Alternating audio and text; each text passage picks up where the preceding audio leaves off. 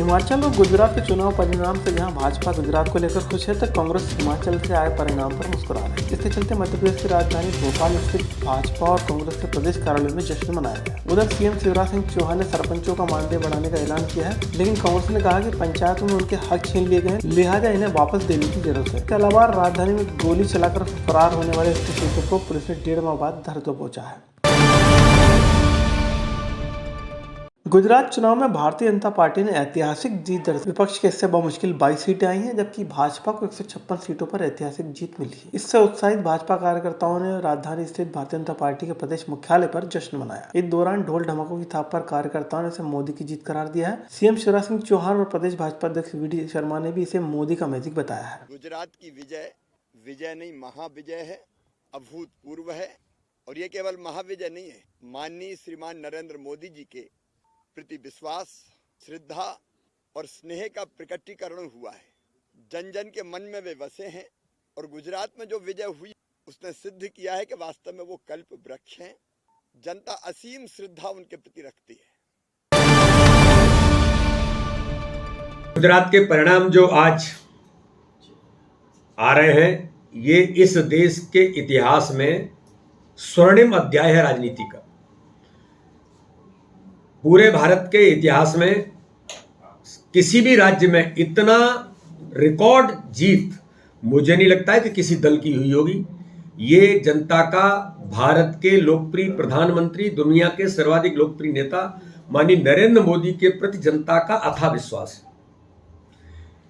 मोदी जी के good governance और विकास को जनता ने समर्थन दिया है गुजरात के अंदर, हिमाचल के अंदर। और इसी प्रकार से अमित शाह जी की जो रणनीति है चुनाव की, जिनको कहा जाता है कि भारत नहीं दुनिया के अंदर राजनीति के चाणक्य हैं, तो अमित शाह जी की कुशल रणनीति का परिणाम है कि आज गुजरात के अंदर 157-58 सीटों पर विजय हासिल कर रही है भारतीय जनता पार्टी। मुझे लगता है कि और बढ़ जाएगी आगामी आते। इसलिए मोदी जी के प्रति जनता का विश्वास और अमित शाह की रणनीति इस चुनावी भारत की राजनीति में इतिहास बनाए गुजरात के अंदर। उधर हिमाचल में सुबह जहां बीजेपी सरकार बनती दिख रही थी, वहीं देर शाम तक कांग्रेस के हिस्से में 40 सीटें आई हैं, जिसके चलते इस बार हिमाचल का ट्रेंड जारी रहा। हिमाचल में एक बार कांग्रेस तो दूसरी बार भाजपा को जनता जीत का मौका देती आई है। इस बार भी यही हालात रहे, जिसके चलते भाजपा सरकार के 8 से ज्यादा मंत्री चुनाव हार गए। उधर मध्य प्रदेश की राजधानी भोपाल में इस जीत का जश्न मनाया गया और आतिशबाजी की गई। आज हम यहाँ पर हिमाचल में जो कांग्रेस पार्टी को पूर्ण बहुमत मिला है, हम उसका जश्न मना रहे हैं। और ये जो सफलता की, कांग्रेस पार्टी के सफल होने की शुरुआत हिमाचल प्रदेश से शुरू हुई, ये पूरे देश में जारी रहेगी। और मध्य प्रदेश, छत्तीसगढ़, राजस्थान, जहाँ पर भी अब आगामी चुनाव है, सब जगह कांग्रेस पार्टी विजय हासिल करेगी। और वहाँ पर जिस तरह से भयभीत करके कांग्रेस के प्रत्याशियों को प्रचार भी नहीं करने दिया गया और बहुत से लोगों को भारतीय जनता पार्टी ज्वाइन करा दी गई और लगातार भय का वातावरण निर्मित किया गया, उसके बहुत सारे ऐसे कारण हैं जिसके कारण कांग्रेस को वहाँ पर नुकसान उठाना पड़ा।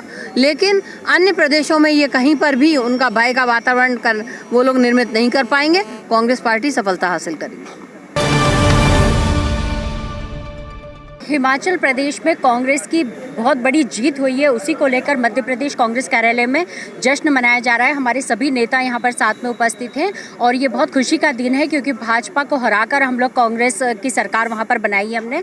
भारतीय जनता पार्टी जो जश्न मना रही है, उस पर जरूर प्रश्नवाचक चिन्ह लगता है कि किस तरीके से दिल्ली एमसीडी हार गए, हिमाचल प्रदेश हार गए, और देश के अंदर जो 7 उपचुनाव हो रहे थे उसमें भी उन्हें हार का सामना करना पड़ रहा है। तो इस तरीके से भारतीय जनता पार्टी की जीत नहीं कहेंगे, ये कांग्रेस की जीत है। हिमाचल प्रदेश में कांग्रेस ने भाजपा को हराकर और बहुमत की सरकार बनाई है। मध्य प्रदेश के सरपंचों के लिए बुलाए गए सम्मेलन में सीएम ने उनके मानदेय में बढ़ोतरी का ऐलान किया, जिस पर कांग्रेस ने अपनी प्रतिक्रिया दी है। पूर्व मंत्री और विधायक कमलेश्वर पटेल ने कहा है कि सीएम ने भले ही मानदेय बढ़ा दिया हो, लेकिन यह पंचायती राज की परिकल्पना से परे है। दरअसल जनप्रतिनिधियों से अधिकांश अधिकार वापस ले लिए गए, ऐसे में मानदेय बढ़ाने से कुछ नहीं होगा। प्रशिक्षण बुलाया गया था, जो मध्य प्रदेश शासन के पंचायत ग्रामीण विकास मंत्री है, उन्होंने विज्ञप्ति जारी की थी, जो लेटर जारी किया था, उसमें स्पष्ट उल्लेख था कि नवनिर्वाचित जनप्रतिनिधियों के उन्मुखीकरण प्रशिक्षण सह सम्मेलन में प्रदेश के 23,012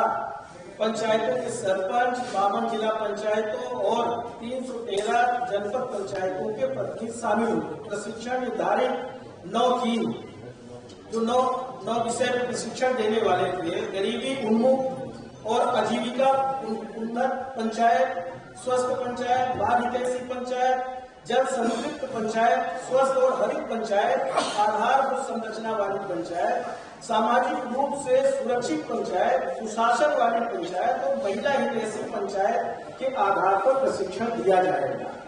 और प्रशिक्षण किसने दिया? 2 घंटे में पूरा आयोजन खत्म।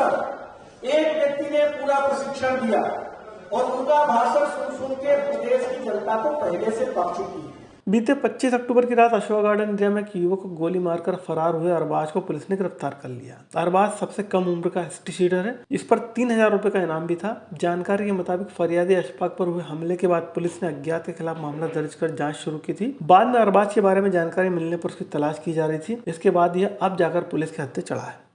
दिनांक 25/10/22 की रात्रि में झगड़ा हुआ था जिसमें फरियादी था अशफाक। मारपीट की थी, उसके गोली लगी थी। गोली मेन आरोपी अरबाज जो घटना समय से फरार था, जिसकी हर संभव तलाश की जा रही थी। हमारे वरिष्ठ अधिकारियों के निर्देश थे कि जल्द से जल्द उसको गिरफ्तार किया जाए। इसमें 3000 रुपये का नाम भी घोषित किया था। इसको आज दिनांक को पुलिस हिरासत में ले लिया है।